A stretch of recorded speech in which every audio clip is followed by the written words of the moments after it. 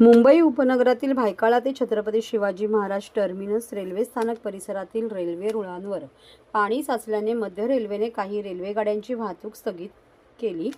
या रेल्वे गाड्या विशेष लोकल म्हणून पुन्हा ठाणे कल्याणच्या दिशेने सोडल्या जात होत्या, परंतु मुंबईत कामानिमित्ताने निघालेल्या प्रवाशांचे हाल झाले।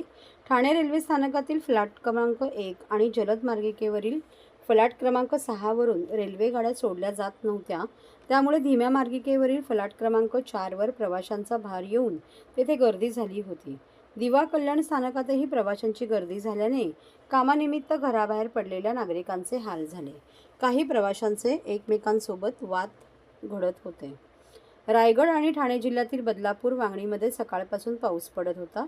असे असले तरी कामानिमित्ताने मुंबईत जाणारे नोकरदार सकाळपासूनच घराबाहेर पडले होते।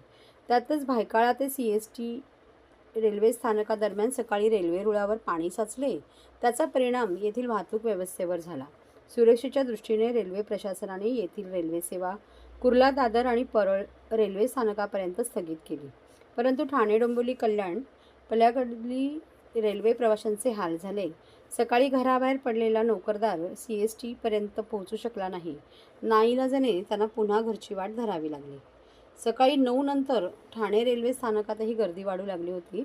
ठाणे रेल्वे स्थानकातील फलाट क्रमांक 1 वरून ते CST उपनगरीय रेल्वे गाडी सुटते, परंतु या फलाटावरून रेल्वे सेवा बंद करण्यात आली होती।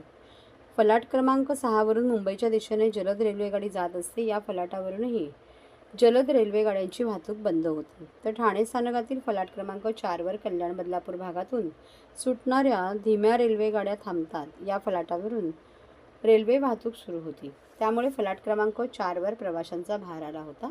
रेल्वे गाडी फलाटावर थांबण्यापूर्वीच प्रवासी या गाड्यांमध्ये शिरण्याचा प्रयत्न करीत होते, त्यामुळे प्रवाशांचे एकमेकांसोबतचे वादाचे प्रसंग उद्भवत होते। महिला, वृद्ध, बालकांचे प्रवासादरम्यान खूप हाल झाले। कल्याण आणि दिवा रेल्वे स्थानकातही प्रवाशांची गर्दी झाली होती। कल्याणहून मुंबईच्या दिशेने जाणाऱ्या रेल्वे गाड्यांमध्ये दिवेकर शिरण्याचा प्रयत्न करत होते, तर रेल्वे गाड्यांमधील प्रवासी गर्दीमुळे त्यांना आत शिरू देत नव्हते। रेल्वे डब्यांमध्ये गर्दी वाढल्याने प्रवाशांना त्रास सहन करावा लागत होता।